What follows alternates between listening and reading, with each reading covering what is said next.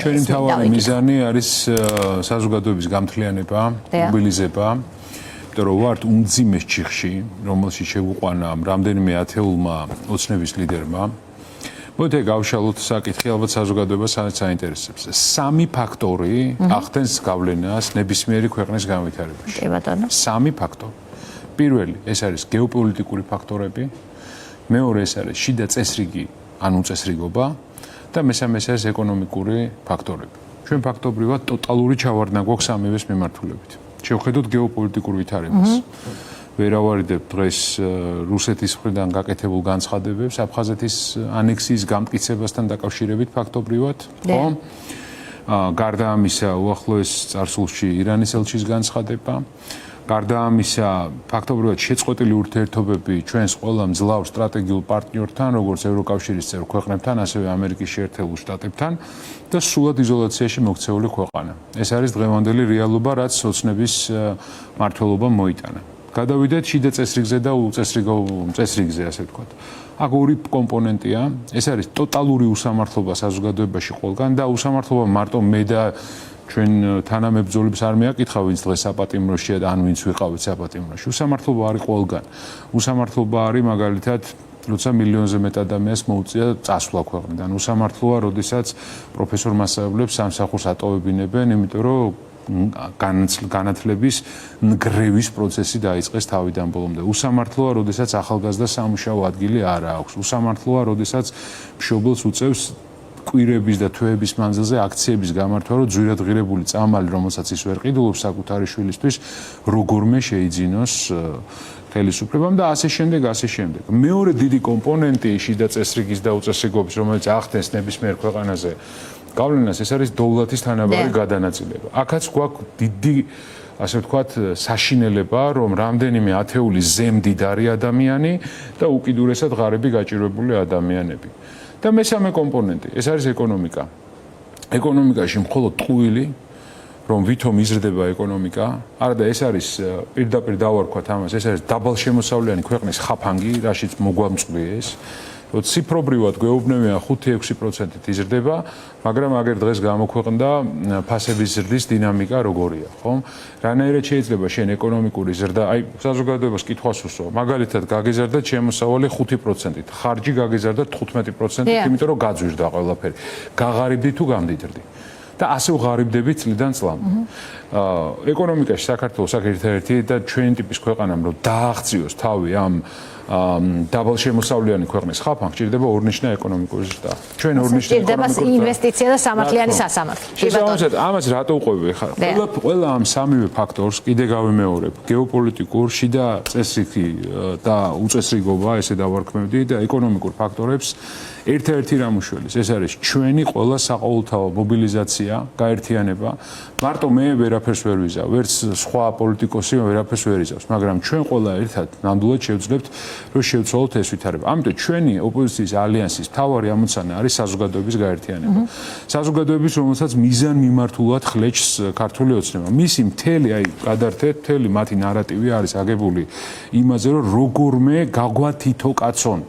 ისინი ხატავენ, რომ თურმე არის ორი საქართველო, ან ორი ქართველი ერი არსებობს. ეს არის ხალხო, ეს არის, რა ვიცი, უმძიმესი დანაშაული, რომელსაც ერის წინაშე ჩადიან. არსებობს ერთი შედუღაბებული, ძლიერი ქართველი ერი, ჩვენ ვართ, ასე ვთქვათ, მონოლითური ერი, მოდი ასე ვიტყოდი, რომელიც შედგება სხვადასხვა ეთნიკური წარმომავლობის ადამიანებიც არიან ჩვენთან, მაგრამ ერი, ეს არის ქართველი ერი, რომლის მობილიზაცია აუცილებელია, რომ ამ ჩიხიდან გამოვიდეთ. 26 მაისიც ამას ემსახურება. ყველას, ვინც ფიქრობთ, რომ საქართველოში უნდა დასრულდეს ეს უსამართლობა და დამკვიდრდეს სამართლიანობა. ვინც ფიქრობთ, რომ უსამართლოა, როდესაც ვიწრო ჯგუფი მდიდრდება, ხალხი ღარიბდება. ვინც ფიქრობთ, რომ საქართველოს ადგილი არის ევროკოპულ ოჯახში. ვინც ფიქრობთ, რომ ჩვენ ვართ ამბიციური ერი, რომელსაც რეგიონის ლიდერის სტატუსი უნდა დავიბრუნოთ. ვინც ფიქრობთ, რომ თავაწეულმა უნდა იაროს ქართველმა ბრიუსელშიც, ვაშინგტონშიც და აბსოლუტურად ყველგან. ვინც ფიქრობთ, რომ სუვერენიტეტი ეკუთვნის ხალხს და არა ვიწრო ჯგუფს, რომელიც დღენიადად სუვერენიტეტს გაიძახის და ყველაფერია მათ ქმედებაში სუვერენიტეტის მენტალიტეტის მიმართ ქმედების გარდა. ვინც ფიქრობთ, რომ სახელმწიფოებრივი აზროვნებაა საჭირო ქვეყანაში, ვინც ფიქრობთ, რომ პროფესიონალებს უნდა მიეცეს შესაძლებლობა, რომ ქვეყანა მართონ. აი, ყველას გეპატიჟებით 26-ში. 26 მაისი გვინდა რომ იყოს დიდი ეროვნული თანხმობის, დიდი ეროვნული მობილიზაციის დღე. ეს არის პირველი ნაბიჯი და ღიად ვამბობთ, რომ ჩვენ გვჭირდება თქვენი მანდატი. აი, ხალხს ვეუბნებ, ჩვენ გვჭირდება თქვენი მანდატი. რომ ეს ძალა ვაჩვენოთ. ჩვენ ახლა ვართ გაფანტული უმრავლესობა, ოპოზიციის ალიანსის ამოცანაა კონსოლიდაცია ამ უმრავლესობის და ეს კონსოლიდაცია, ეს ერთ მუშტად შეყრა ქართველი ადამიანების და ქართველი ერის მოგცემს იმას, რომ ჩვენ შევძლებთ რეჟიმისგან განთავისუფლებას და კიდევ ერთი ხშირად ვსაუბრობთ აი ამერიკა, ბრიუსელი, ჩვენი გასაკეთებელია ყველაფერი. აი მობილიზაციას, კონსოლიდაციას რა ახდენს მადნო გიორგი? ალბათ რწმენა ცვლილების შესაძლებლობის, რაც უნდა გამოასხივოს მაინც პოლიტიკურმა კლასმა. ჯერ შეთანხმება იმაზე, რისი მიღწევა გვინდა ყველას ერთად. შემდეგ უკვე ალტერნატივის ფორმირება, რასაც ეს არის მეორე ნაბიჯი, მესამე უკვე შეტევაზე გადასვლა და საბოლოო გამარჯვების მოპოვება. მოდით ახლა პირველი ვთქვათ. სწორედ დეზინფორმაციის მთავარი ამოცანაა, რომ მე და თქვენ, მე და ადამიანები, ვინც ახლა გვყურებენ, ვერ შევთანხმდეთ იმაზე, რა გვინდა ერთად მივახცევთ. აი, მაგიტომ ვამბობ თქვენს ეთერში. გსურს რომ სამართლიანობა დამკვიდრდეს ქვეყანაში? გსურს ძლიერი ქართული ოჯახი? გსურს ძლიერი ქართველი საქართველოს მოქალაქე? გსურს ძლიერი ორნიშნა ეკონომიკური ზრდა? გსურს რომ ევროპული ოჯახის ნაწილი ვიყოთ? გსურს ძლიერი თავდაცვის სისტემა გქონდეს, რომელიც დაიცავს ჩვენს უსაფრთხოებას? მაშინ აი ეს არის ის, რასაც ჩვენ გთავაზობთ და ვუწვდით ხელს ყველას, ვისაც ეს სურვილი აქვს. ჩვენ მოვდივართ საქმით, ჩვენ გთავაზობთ მართლაც სახელმწიფოებრივ მიდგომას, ჩემთვის არ არსებობს სხვადასხვანაირი საქართველოს მოქალაქე, როგორც ამას აკეთებს ქართული ოცნება, რომ ყოფს. ჩემთვის არსებობს ყველა ჩემი თანამემამულია, ცემ პატივს ყველა განსხვავებულ აზრს და დემოკრატიული მართლობა ეს არის და ჩვენი და მათ შორის განსხვავება ზუსტად ამაშია.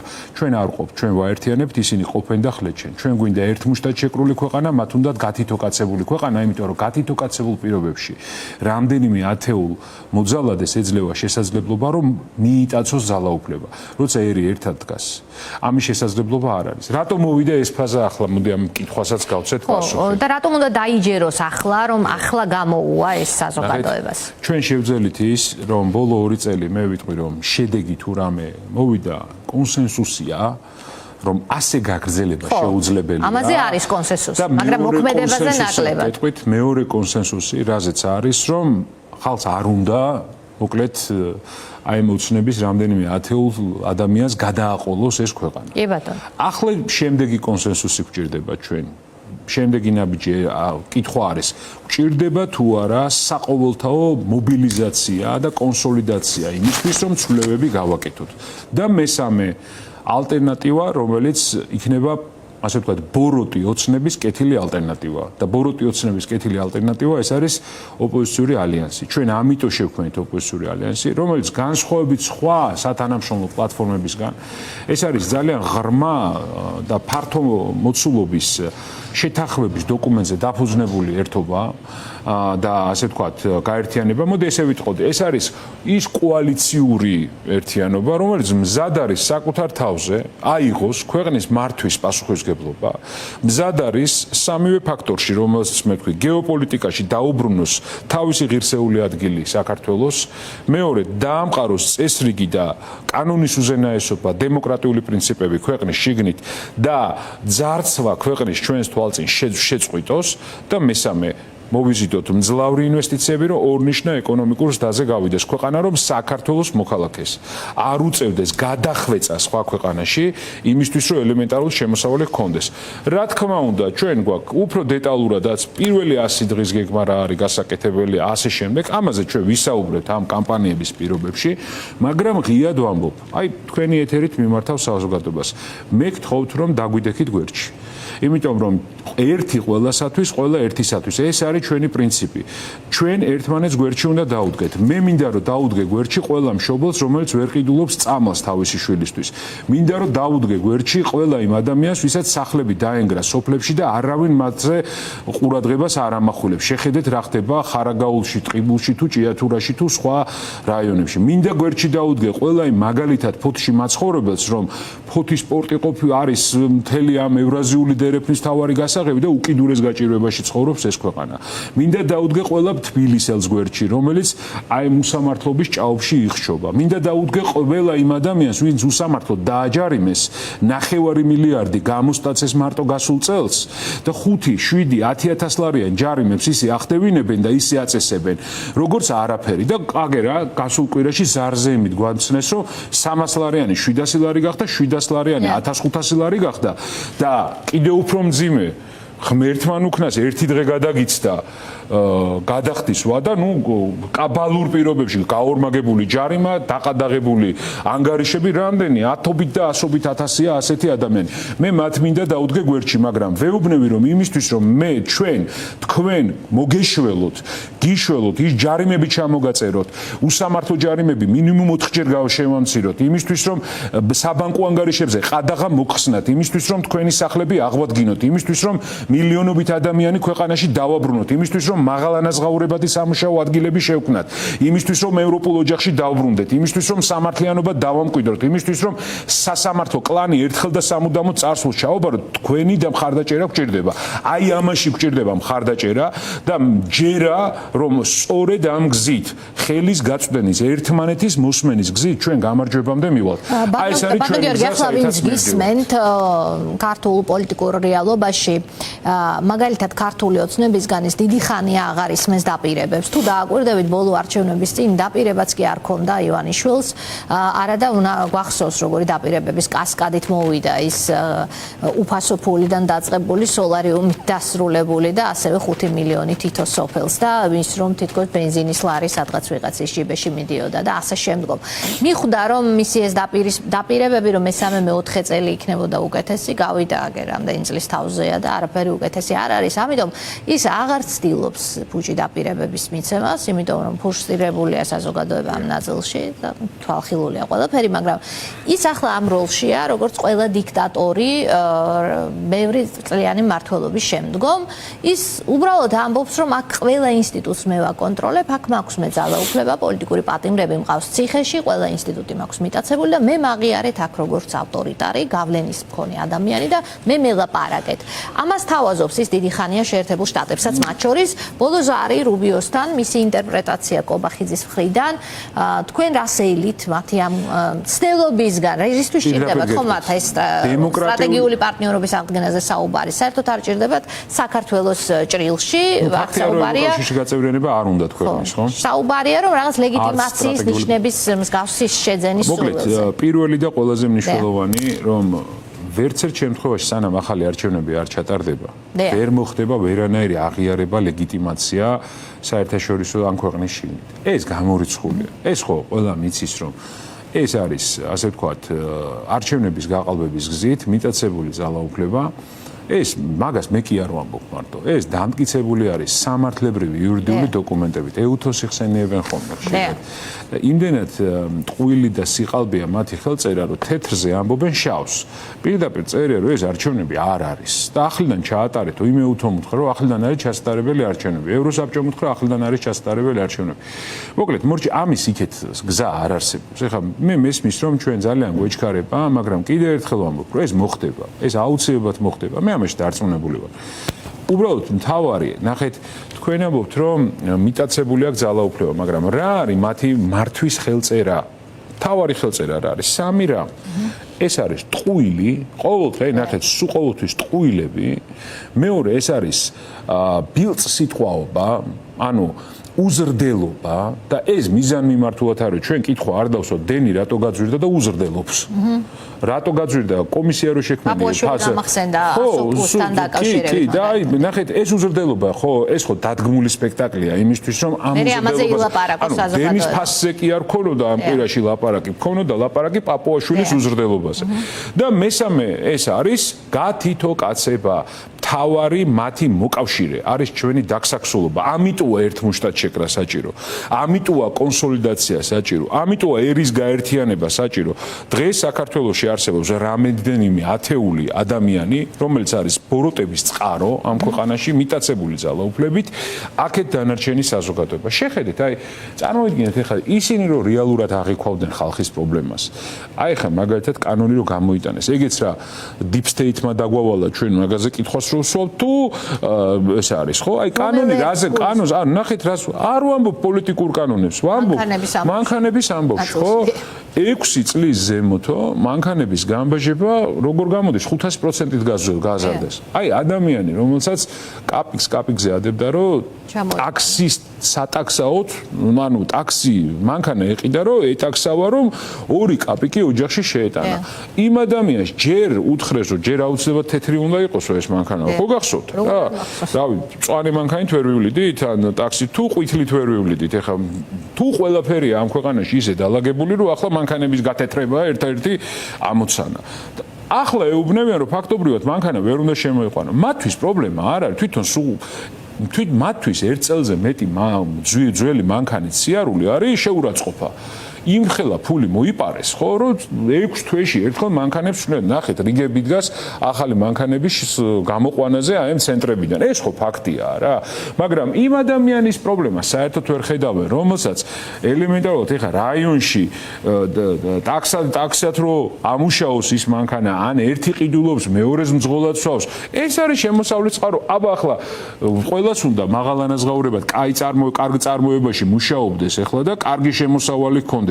რამდენი რამის გაკეთება შეიძლება ამ 14 წლის მანძილზე ერთი ინვესტიცია მაჩვენეთ, ერთი გახსნილი ქარხანა მაჩვენეთ. გიორგი იპასუხებდათ ბოთლის მბერავებად არ უნდა წასვლა, თორემ ეს სამუშაო ადგილები არის. რა უნდა თო? ბოთლის მბერავებად გამოგეპარათ ალბათ ეს ინტერესი. ხო, არ მინახავს სიმართლე გითხრათ, იცით როგორ. ბოთლების მბერავებზე არის. ხო, ესეც რაღაცა შეურაცხყოფელი დამოკიდებულებაა რა. ბოთლის მბერავი, იმ ბოთლსაც გაბერავს ადამიანი ნორმალური ხელფასი რო იყოს, მაგრამ შე რო გინდა რომ 500 ლარად იმუშაოს ადამიანმა დილიდან საღამომდე 500 ლარი სახში რომ იდის ყოფნის 1000 ლარი არაფერი აღარ არის. აბა შევიდეს მაღაზიაში დიავალს დარწმუნებული ვარ ან სხვები არც დადიან მაღაზიაში და გააგზავნეს ვიღაცას მოუტანს საჭმელს, ხო? შევიდეს რა ფასები ხორცი რა ღირს ნახოს. რა ღირს ყველი, რა ღირს 10%-ით გაძვირდა. ერცხი რა ღირს, ყველი აღარაბი სურსათ ხორცი ადამიანები დღეს თევზზე გამოქვეყნდა და რაღაც ხუმრობდი რომ თევზის ყიდვის საშუალება ვიღაცა გამყვანაში. ძალიან ცოტა ადამიანს. ბავშვის რაციონში თევზი აუცილებელი პირობაა. აი მე მაგას გეუბნებით რომ ფასების გარდა რომელიც უსამართლოდ იზრდება და ეს მხოლოდ და მხოლოდ აქ სხვა შორის მე ესეც მინდა ვთქვა რომ საპატიმროში ვიყავი რომ გამოაცხადეს რომ ფასების კლების კომისია შექმნეს. რეალურად ფასების ზრდის კომისია შექმნეს. 3 თვე მუშაობა დასრულდა იმით რომ 17%-ით იმის ფასი გაიზარდა 15%. ანუ გაგვიძვირეთ კითხვას უსვავ აი ამ ადამიანებს ნამუსი არა გაქვთ კომისია შექმნით და გაგვიძვირეთ პირიქით ფასები. რას გვერჩოდით კაცო? რას გვერჩოდით ის ფასები მაინც ყოფილიყო რაც იყო. კიდე გაძვირება გვინდოდა და მოусვინეთ კომისიაზე რა ლაპარაკია ფაქტობრივად ასაბუთებენ რატო უნდა გაძვირდეს ხვალდაზე. კითხვას რო უსვავთ რომ რატო ძვირდება ეს ყველაფერი თქვენ ომიგინდათ. აი რა არის თქვენ აგენტები მათი პროპაგანდა კაი აი კითხავს რაღაც მომენტში იმუშავა ეს იყო აბა ომიგინდა ხო მაგრამ ჩვენ ეს საზოგადოებას უნდა უთხრათ რომ ეს ყველა პროპაგანდა არის იმისთვის რომ კითხვა არ დავსვა რატო ძვირდება რატო დემოგრაფიული კატასტროფა რატო გვაქვს ქვეყანაში შობადობა უკიდურესად იკლო რატო ხდება ეს კითხვას რომ ვსვავთ პარლამენტში არ ვიყავით ფასებზე დემოგრაფიაზე კორუფციაზე რომ ველაპარაკებოდით და გამოდიოდნენ ჩვენ ისეთი პატიოსნები ვართ რომ რასა ფული რო დაუდო წინ მაგიტაზე არ წაუწდება ხელიო არ ამბობდნენ გამოვიდნენ აღიარეს აი ხა გუშინ უსვენე გამეცინა რომ კორუფციას ვებძვითო და ეს ვიღაც საწყალი ექიმი დააკავეს მის რა ქვია 3000 ლარს იღებდა 3000 ლარი კი არა 300 მილიონს იღებენ კორუფციული სქემებიდან რა 3000 ლარიან კორუფციას ებძვიან რომელ კორუფციას ეს ტყუილია ხალხნო თვითონ აბა მთელი მართვის სისტემა რაზეა აგებული ქართულ მოსემამ რა მოიტანა იზოლაცია მოიტანა სიძულვილი და მოიტანა კორუფცია ამ ქვეყანაში. კორუფცია არის მართვის. აი როცა ვამბობთ ფასებს იცით რა შეამცირებს? ხალხს ვეუბნები, როცა კორუფციულ კრიმინალური რეჟიმი არ იქნება და კონკურენცია იქნება თავისუფალი, მერე შემცირდება. მაგრამ როცა მონოპოლიებს აყალიბებენ, ოლიგოპოლიებს აყალიბებენ, რანაირად უნდა შემცირდეს ფასი? სოფლის მეურნეობის პროდუქციას თვითონ ყიდიან, მასაც რა ქვია, მონოპოლიები აქვს შემოტანა გატანაზე. გამიგეთ, ეხლა საჩვენებლად ფარისეულურად დაიბარებენ ამ კომპანიებს და ვითომ რაღაცებს ეჩხუბებენ, იქეთ წელში უჯდებიან კიდე. ეგ ჩხუბი რისთვის არის? რომ 10%-ს რო იღებენ, ხვალ 20% გამოართვან. ეგ არის ერთადერთი და მაგიტო იზრდება ფასები. ხვალ რო გვეუბნებია, რომ აპრილის ბოლოს კიდე უფრო გაძვირდება ყველაფერი. ხო წინასწარ გვეუბნებია. კითხვას უსვავ, აი თქვენი ეთერით კითხვას. ასეთი თაღლითობა შეიძლება ხალხო? რომ ადამიანებმა შექმნეს სამი თვეა კომისიაზეო ikრიბება, სამთავრობო, სუსი ჩავრთეო, საპარლამენტო, ხო ყველაფერი გააკეთეს. ფასი რატო გაძვირდა? კითხვა დამიშვი. კიდე მეტი კითხვა, ამ ელექტროენერგიის ფასი რატო გაძვირდა? რატო გაძვირდა? გამოვიდნენ ახსნან. ამიხსნან რატო უნდა გადაიხადოს 30%-ით მეტი საქართველოს მოქალაქემ რატო უნდა გადავიხადოთ ელექტროენერგიაში? რატო ღირს დენი საქართველოში უფრო ძვირი ვიდრე სომხეთში? შეკითხვა მაქვს, მიპასუხონ. რო გამოდის დღესაც გამოდიან ბრწყელი სიტყვებით სამყაროს რომ იმოიხილავენ და ვითომ სოფლიოში დაამარცხეს ყველაფერი და სუვერენიტეტის დაცვა დენის ფასი ზრდა. მე ახლა იმან გლობალური ომის პარტიამ დამავალა რომ ეს კითხვა დავსვა, ეს არ აწუხებს საზოგადოებას. აი ხე ხალხო გიორგი, ამიტომ არის საუბარი მუდმივად შიშებზე, ნარატივებზე და პროპაგანდაზე, რომ საზოგადოება ან შეაშინონ ან ყურადღება გადაატანონ. მე ზუსტად ვიცი რატომ მოიბანა დენის ფასმა. და მაგას აუხსნი კიდეც, მაგრამ მე უსვამ მათ კითხვას თქვენი ეთერით. მოხმარება გაძვირდაო, ასე თქვა ბატონმა ნარმანია. მოხმარება გაიზარდაო. მოხმარება რო გაიზარდა. ნახეთ, ჯერ ერთი კითხვაზე პასუხი გამცენ, რატო გაძვირდა ეს დენი და ეგ სისულელე პასუხებს იმასთან თავი დაანებონ. მეორე, მოხმარება რო გაიზარდა. ბოლო 14 წლის მანძილზე ენერგიის წარმოება რამდენით გაიზარდა საქართველოში? ეს ამდენი ჰესები რო გააჩერეს, 382 მილიონი დოლარი შემოგვტენეს ნამახვან ჰესის ესა რა ქვია ჯარიმა. ის ფასი, რომელიც ნახეთ რა გააკეთეს, ეხლა დღეს ვიყავი ძალიან კარგ პრეზენტაციაზე, მწვანე ალტერნატივას ჰქონდა და ესეთი კარგი პრეზენტაცია იყო რა და ცდილობენ რომ გარემოს დამცველებს შეტენონ ეს საკითხი. ტყუილი ხალხო, წინასწარ დაწერილი სქემით ვითომ პროექტი განახორციელეს, დახარჯა 10 მილიონის არ დაუხარჯავ შეიძლება კომპანიას, რომელიც შემოვიდა და 382 მილიონი წაგვაგებინეს, წინასწარ ეს სქემა იყო მოწყობილი სპეციალურად, 382 მილიონი წაგვაგებინეს დოლარი, ანუ მილიარდი ლარი დაგვადეს ვალი მარტო ამ ჰესის რა შენების გამო. კიდე ერთხელ ამბობ, კომპანიამ დახარჯა 10-20 მილიონი მაქსიმუმ და 382 მილიონ დოლარს ითხოვს აქედან, რო წავიდნენ იმ არბიტრაჟში, ხელშეკრულებას ვინ მოაწერა ხელი? ასეთი კაბალური პირობებით რატო დაიდო? იმიტომ რომ წინასწარ გამიზნული იყო ჩაშლისთვის, რომ ყველა მარტივი ბიზნესია, ხო? 20 მილიონს დახარჯავ 300, ანუ 20 მილიონს დახარჯავ 400 მილიონს შოვლობ. რა მაგარი ბიზნესია? ეს სხვათა შორის აზიის და აფრიკის ქვეყნებში შედით ინტერნეტში кейსებია, ზუსტად იგივე სქემაა აწყობილი. ეხლა ნახეთ, ხალხს ვეკითხებით, თქვენი აზრით ვინ გადაიხდის ამ მილიარდს? ჯიბეზე გაიკრავს რომელიმე ის ოლიგარქატი, ვინც დიდი ფული შევა ამ ქვეყანაში? არა, მოატანინებენ, მაგრამ ეს არ წავა იმის გადასახდელად. მაგალითად, დაჭერილ ყოფილ ჩინოვნიკებს მოატანინებენ სხვა სალაროში. სხვა სალაროში და ვისი გადასახდელი იქნება? იმ გაჭირვებული ადამიანის გადასახდელი იქნება, ვინც იქ ცხოვრობს სოფელში. ჩემი და თქვენი გადასახდელი მილიარდი ლარი ცოტაა? ცოტაა კითხოსო, ცოტაა მილიარდი? მათი გათვლებით ალბათ დენის ფასი რო იზრდება იმიტომ რომ ჰესი არ აშენებულა ფაქტობრივად წლებია ამ ქვეყანაში ენერგოგენერაცია არ მარტო ჰესი არა ახალი ენერგიის წარმოება რომ შევაჯამოთ კონკრეტულად აი თუნდაც ამ მიმართულებით აქაც ხო კითხვა ბევრი გაქვთ მაგრამ ცვლილების გარეშე ეს არ განხორციელდება ამიტომ გაძლევთ საშუალებას ახლა რომ საზოგადოებას უთხრა თქვენი ასე ვთქვათ მთავარი არგუმენტი იმისა რატომ უნდა გამოყვეთ მაინც და მაინც თქვენ ჩვენ ვართ პროფესიონალი ადამიანები ჩვენი სამშობლო გვიყვარს და ყველას, ვისაც გიყვართ თქვენი სამშობლო. ვინც ფიქრობთ, რომ ასე ცხოვრების გაგრძელება შეუძლებელია. ვინც ფიქრობთ, რომ დენი რომ გაძვირდა ეს უსამართლოა. ვინც ფიქრობთ, რომ ფასების ასეთი კოლოსალური ზრდა უსამართლოა. ვინც ფიქრობთ, რომ უმუშევრობა არის უსამართლო. ვინც ფიქრობთ, რომ უსამართლოა, რომ ამდენი ადამიანი ქვეყნიდან მიდის ემიგრაციაში. ვინც ფიქრობთ, რომ უნდა დაუბრუნდეთ ევროკავშირის განვითარების მიმართულებით განვითარების გზას. ვინც ფიქრობთ, რომ რეგიონის ლიდერის სტატუსი უნდა დაიბრუნოს საქართველოს. ვინც ფიქრობთ, რომ ჩვენ ვართ ნიჭიერი ერი, რომელსაც შეუძლია ამოვიდეს არა მხოლოდ თვითონ მაგალითი იყოს სხვა ქვეყნებისთვის რეფორმების და განვითარების თვალსაზრისით, ყველა უნდა გავერთიანდეთ, ერთ მუშტად შევიკრათ, კონსოლიდაცია მოვახდინოთ და პირდაპირ ღიად ყოველგვარი მიკი-მოკვიგვის გარეშე კიდევ ერთხელ ვიმეორებ, დიახ, ჩვენ გვჭირდება თქვენი სრული მხარდაჭერა. ერთი ყველასათვის, ყველა ერთისათვის, ერთ მუშტად შერკლულ ქართველ ერს ვერავინ ვერ დაუდგება წინ და ეს რამდენიმე ათეული ადამიანი იქნება ის სახადი, რომელსაც ჩვენ მოვიხდით და წავალთ ძალიან სწრაფად განვითარებისკენ. 26-ში გელოდებით, ჩაერთეთ ეროვნული მობილიზაციის კამპანიაში, ნელ-ნელა უფრო და უფრო დაინახავთ სიახლეებს ჩვენი მხრიდან, გაგვაკრიტიკეთ კი ბატონო, მოგვეცით რჩევები, მეტი გავაკეთოთ, მაგრამ ერთ რამეს გეუბნებით. დღეს საქართველოში მძვინარებს ბოროტება და ბოროტებით ვერ დავამარცხებთ. ბოროტებას მხოლოდ სიკეთით დავამარცხებთ, გათითო კაცებას დავამარცხებთ ერთ მუშტად შეკვრით და ტყუილს დავამარცხებთ სიმართლით. ჩვენი გზა არის სიმართლის გზა, მათი გზა არის ტყუილის გზა. აი ეს არის რასაც გთავაზობთ. ჩვენ გვინდა, ამიტომ არ მივდივარ ამ ქვეყნიდან, ამიტომ გამოვიარეთ საპატიმროები და მზად ვართ რომ გავწიროთ თავი ჩვენი ქვეყნისთვის და ჩვენ მე ვფიქრობ აღარაფერი აღარ აქვს ოპოზიციას დასამტკიცებელი რომ ყველაფერი გადადებული გვაქვს იმისთვის რომ სამშობლო ჩვენი ქვეყანა და ვფიქრობთ რომ ეს არის ჩვენი თაობის მისია და ეს მისია ჩვენი წარსულის აწყოს და მომავლის წინაშე გვაქვს ყველას იმისთვის რომ ერთხელ და სამუდამოდ გავარღვიოთ მოჯადოებული წრე. არ არსებობს ორი საქართველო. არსებობს ერთი საქართველო, არსებობს ერთი კონსოლიდირებული ქართველი ერი, რომელმაც დიდი გამარჯვება უნდა მოიპოვოს. მე ამის მჯერა, ამიტომ ვარ აქ და გელით 26-ში ყველას და გთხოვთ თქვენ მხარდაჭერას. ერთი ყველასათვის, ყველა ერთისათვის. აი ეს არის ჩვენი გზა. სტრატეგია აღმოჩენების თავმჯდომარეს.